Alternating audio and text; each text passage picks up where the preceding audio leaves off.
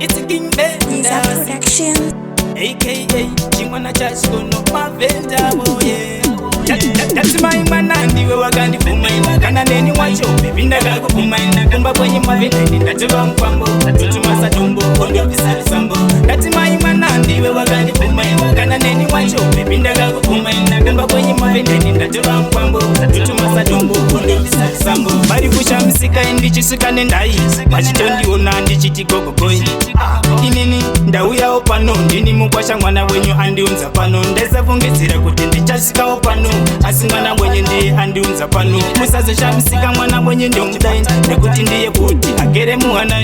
That's my mwana ndiwe wakandifumaina kana neni wacho bibinda kakufumaina kumba kwenye mavenda ndatoba mkwambo atutu masatombo ondio bisali sambo.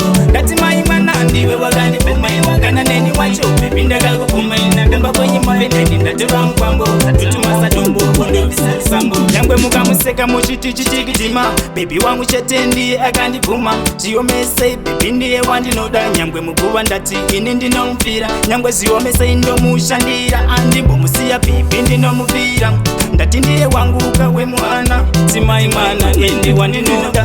Ndati mai mwana ndiwe wakandifumaina kana neni wacho baby ndakakufumaina kumba kwenye mavenda ndatova mkwambo atutu masatombo ondio bisali sambo. Ndati mai mwana ndiwe wakandifumaina kana neni wacho baby ndakakufumaina kumba kwenye mavenda ndatova mkwambo atutu masatombo ondio bisali sambo. Bari kusha msika ndichisuka nendai machitondiona ndichiti gogogoi inini ndauyawo pano ndini mukwasha mwana wenyu andiunza pano ndeza fungisira kuti ndichasikawo pano asi mwana mwenye ndiye andiunza pano musaze shamsika mwana mwenye ndongudai nekuti ndiye kuti agere muhana.